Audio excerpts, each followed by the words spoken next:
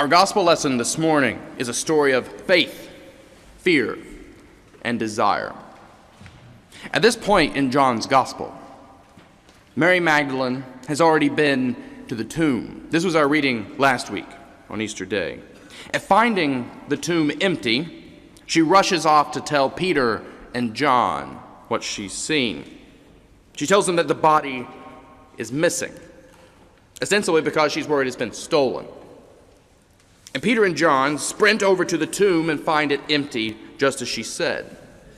At which time Mary runs off.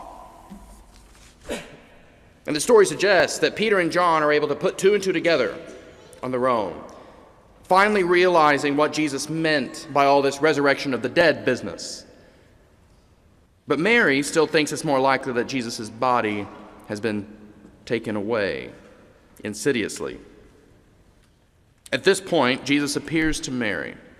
Although she doesn't recognize him, remember she thinks he's a gardener, she doesn't recognize him anyway until he says her name.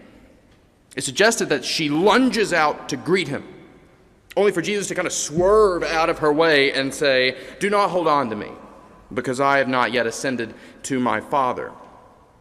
At which point Mary goes to the rest of the disciples and tells them what she's beheld, that their Lord is alive.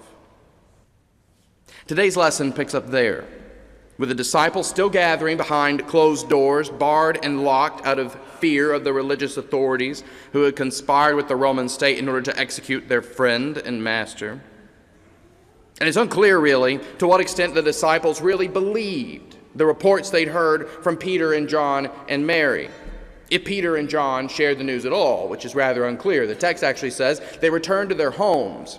So if they were academics, like me, they would probably just go back to their house to kind of, think metaphysically about the doctrine of the resurrection in a rather abstract way and not even go off to tell their friends that their Lord was living. In any case, we don't know if Peter and John actually made it to the disciples with this news, but we know Mary did. And we know that even if they did believe Mary's news, they sure weren't acting like it. It takes Jesus himself entering into the room and standing in their midst, greeting them, as would have been traditional for Jews at the time, saying, "Peace be with you." It takes all of this finally to assuage their fear.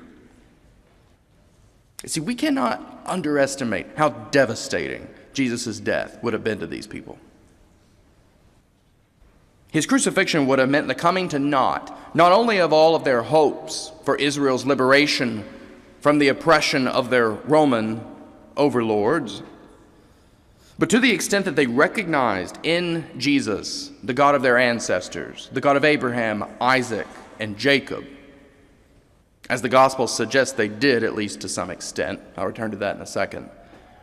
Then the cross would have meant the coming to naught of God himself and the thwarting of this God's plans and promises for them and for their people.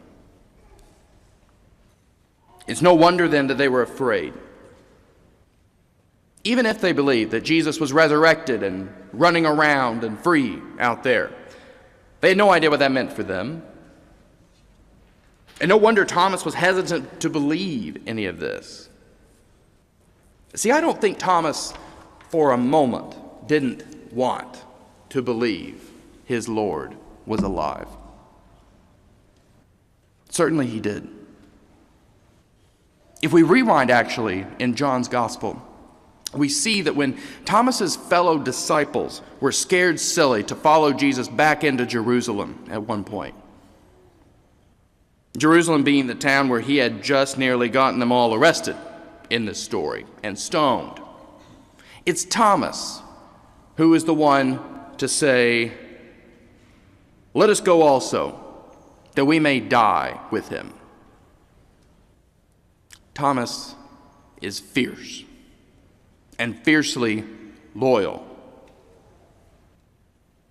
And I think that all this resurrection business seems to him a little too good to be true.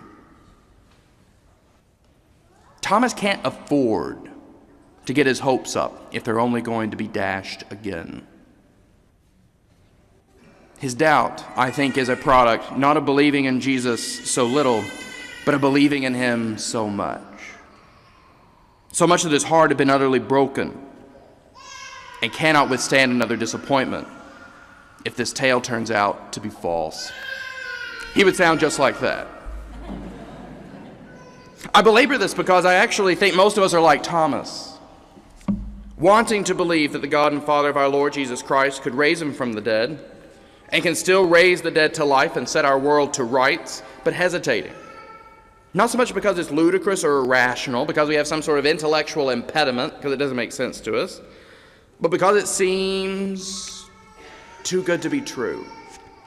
And because we see precious little evidence of it in a world in as rough a shape as ours. It's to all of us that Jesus speaks at the end of this story, actually. We should imagine Thomas with a bewildered stare, stammering in wild embarrassment, and then Jesus looking up slowly from the scene and then straight into our eyes. Blessed are those who have not seen and yet still believe. What follows at this point is a little self-commentary on the part of the author of John's Gospel. See, John's Gospel makes a big deal of what it calls signs, miracles that reveal who Jesus is and that produce faith in him. Things like Jesus changing of the water into wine at the wedding at Cana, which is his first miracle, or his walking on water, or his feeding of the 5,000. And these signs were intended to inspire faith not merely in those who beheld them historically, but in John's Gospel anyway, also in those who read about them. Who read about them just as we've been doing this morning. Our reading explains that Jesus did many such signs, and that the signs recorded in his Gospel were written so that we may come to believe that Jesus is the Messiah, the Son of God, and that through believing we may have life in his name. By reading. John's Gospel is not a history textbook, which is not to say that it's not invested in history or interested in history or rooted in history. I believe it is all those things. But it is to say that John is designed to stage an encounter between its readers and the risen Lord, the one who appeared to Mary in a garden, and the one whom Thomas touched, the one whom it calls the Word in its first chapter.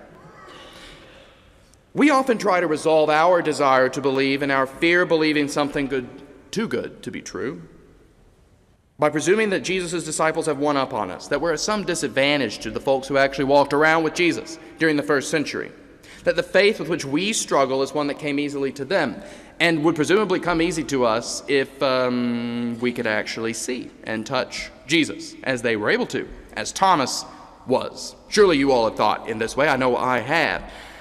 But I just don't think it's true. I actually don't think the disciples were at any advantage to us. Because the disciples are totally bewildered by Jesus while he's walking around in the flesh. They constantly confuse him. They constantly get his identity wrong and get confused about what he's up to. And Jesus has to constantly correct them. This is particularly the theme of the Gospel of Mark, but you can also see it in the other Gospels. Remember that in the story we've been recalling this morning, Peter and John don't really get Jesus until after he's resurrected, until after he's already well on his way to the mode of presence in which we can meet him now, which is in the reading of the Scriptures and in the breaking of the bread. That is, in the Word and in the sacraments. I know they're not sexy, and I wish they were more so. I know they don't involve fireworks or CG effects or lightning bolts. They have no cool soundtrack. But really, Jesus never did. Jesus is no action hero, and his life was not the Lord of the Rings. His divinity always overlaid his ordinary human actions, I think, as a kind of hidden silence, invisible enough even in those miracles John calls signs, that others could doubt he was God's Son, and so that even his disciples could never really understand what he was trying to tell them about until after it had already happened. It is perfectly possible to meet the resurrected Christ this morning in the waters of that font and in his body and blood, veiled under the form of bread and wine at that altar. Those of you who know the way of life into which these little ones are about to be baptized know it is really possible to know Jesus. But that, like any relationship, it takes time and attention, and it isn't always fun. It is that same curious admixture of dryness and joy, love and frustration that characterizes any human relationship. Any of our friendships, or any of our relationships with our partners, or spouses, or parents. Except that in this case, the one with whom we have to do is the Lord of all creation and the maker of heaven and earth, which is no small thing, but it does not absolve our relationship with him of its own ups and downs. Jesus' resurrection is not a belief in which you assent. It is the beginning of a relationship you either tend or don't. It is one each of us this morning has the chance to begin or to renew. So friends, gird the loins of your heart. What if it's all true? Amen.